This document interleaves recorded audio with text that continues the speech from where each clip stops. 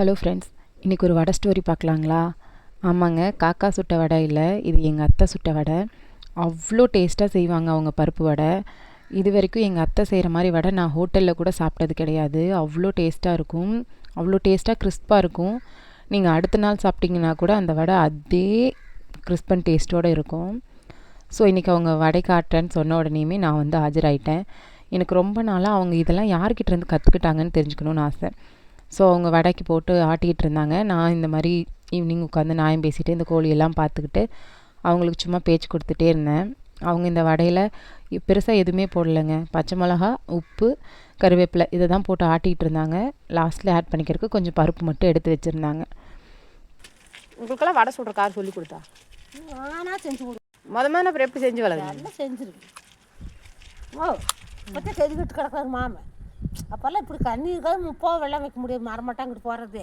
அந்த தட்டு தை மாதம் தட்டு இருக்கிற சீசன்னா போய் 1 கிலோ கடல மாவு வாங்கிட்டு வந்து அரைப்படி அரிசி போட்டு முத்தை சுட்டு 1/2 கிலோ பொட்டுக்கடலை போட்டு கலக்கி ஒரு இட்லி சட்டி ரொம்ப மூடி வச்சிருவேன். பொழுதுனுக்கு தட்டு எடுத்துட்டு வந்து 2 மூட்டை அள்ளி போட்டுன்னா தண்ணி குடிச்சேன். கடையில் இன்னும் நல்லா இருக்கு.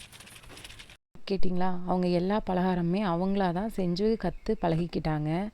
அவங்க அப்போ இருந்து இப்போ வரைக்கும் மோஸ்ட்லி எந்த ஐட்டம்ஸுமே கடையில் வாங்க மாட்டாங்க.